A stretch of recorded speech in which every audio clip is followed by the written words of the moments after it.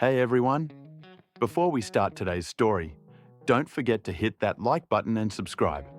It really helps the channel grow and keeps these automotive legends alive.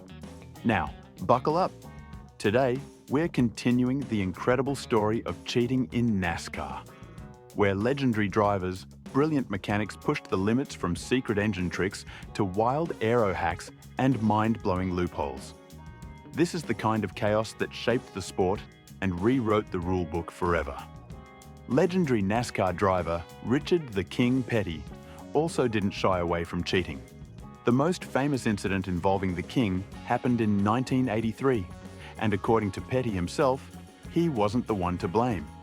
It was his mechanics, including his brother Maurice, who bent the rules a little and secured Petty a victory in the Miller 500. For some reason, the post-race technical inspection of Petty's winning Pontiac was delayed, and the cheating was discovered only when Petty was already at the press conference as the official winner. And here's what they found. During the car's final pit stop, the mechanics installed softer, stickier tires intended for the left side of the car on the right and mounted the harder right side tires on the left. According to technical experts, this alone could not provide a full advantage over the competitors. So the officials conducted a thorough examination of the engine, which was required to have a displacement no greater than 358 cubic inches, 5.87 litres. The real displacement of Petty's engine was 6.24 litres, a clear violation of the rules. Since these tricks were discovered too late, Petty kept the 198th victory of his career, but he was docked 104 points in the overall standings and fined $35,000, about 60% of his race winnings. Maurice Petty took responsibility for the oversized engine.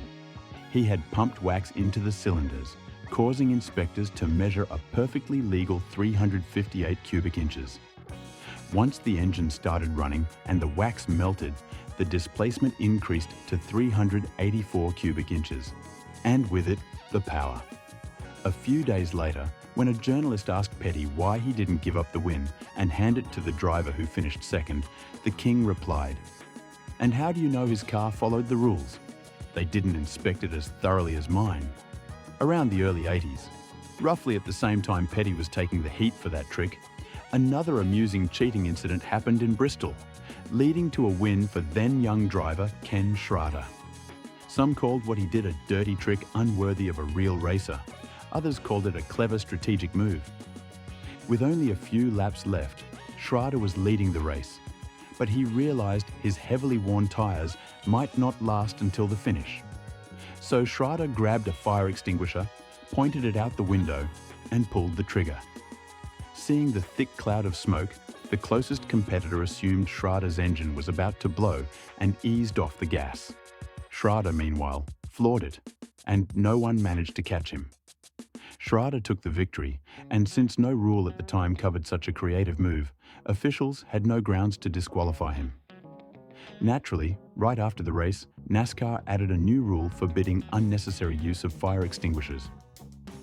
Darrell Waltrip came up with his own trick early in his career.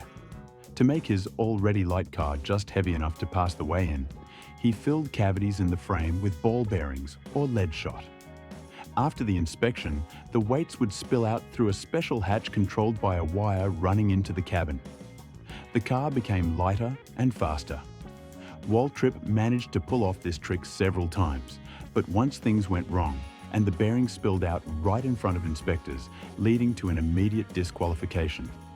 Darrell Waltrip and two of his team members were also the first, back in 1976, to think of using nitrous oxide for a brief power boost. Small nitrous bottles were hidden carefully inside the car bodies, giving about 5 seconds of NOS. Even that was enough to gain an advantage. Inspectors caught Waltrip and the others quickly, but attempts to use nitrous continued to appear throughout the 80s.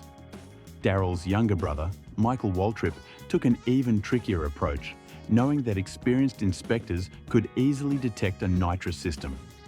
Michael figured it would be harder to detect a fuel additive. One day, he added jelly-like denatured alcohol, a type of camp stove fuel, into his car's gasoline. It was 2007, and the punishment was severe. disqualification, minus 200 points, and a $100,000 fine. In general, with the start of the 21st century, especially after the introduction of the fifth-generation cars, known as the car of tomorrow, NASCAR officials began taking cheating more seriously than ever, enforcing extremely harsh penalties.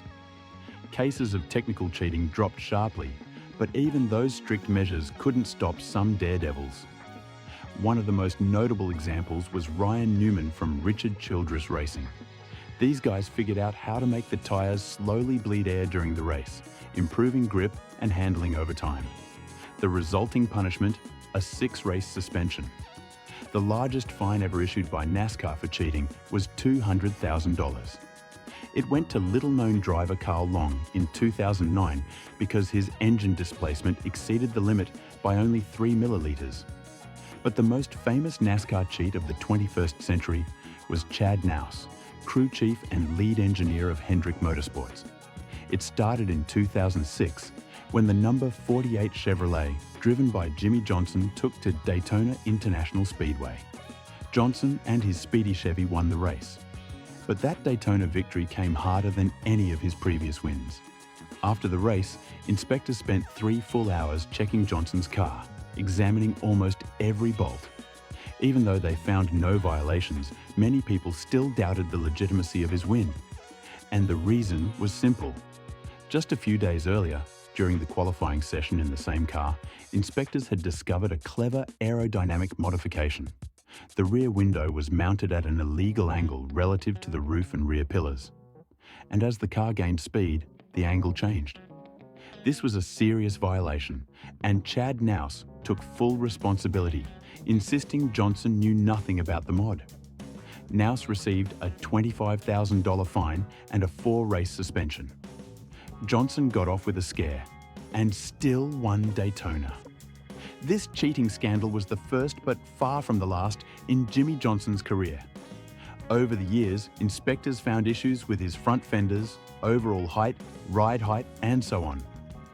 In every one of these cases, 6 or 7 in total, the team, especially Chad Knaus, took the blame, while Johnson supposedly knew nothing and walked away clean. Today, he is considered one of the greatest NASCAR drivers of all time. He has 7 championship titles, 5 of them in a row.